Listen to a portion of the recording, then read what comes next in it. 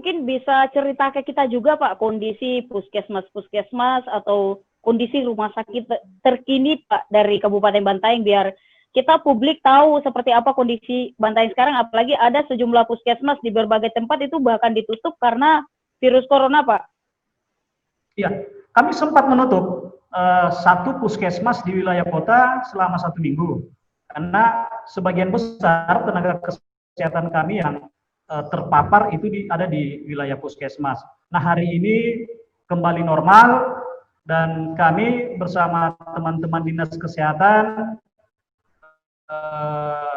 berkomitmen bahwa seluruh tenaga kesehatan kami di 500 tenaga kesehatan itu secara periodik dilakukan pemeriksaan. Karena kami pikir yang terdepan dan yang terpenting mendapatkan perhatian khususnya dalam konteks penanganan pencegahan COVID ini adalah teman-teman dari tenaga kesehatan. Sehingga kami melakukan secara periodik pemeriksaan kepada tenaga-tenaga kesehatan yang ada di Kabupaten Bantaeng. Insya Allah di bulan ini juga kami akan sasar kembali perkantoran untuk melakukan screening. Saya pikir lebih bagus kita mencegah daripada menunggu ada yang muncul baru kita lakukan pengejaran kontak tracing seperti itu.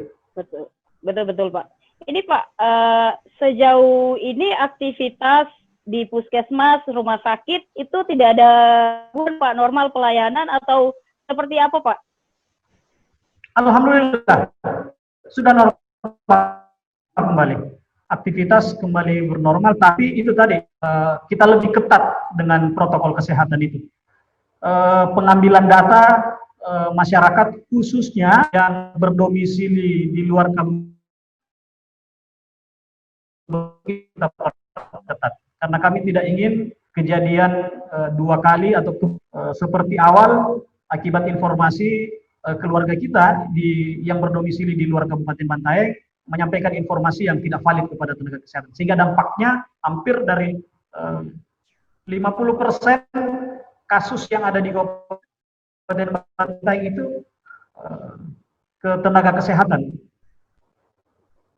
Seperti itu. Ya Pak.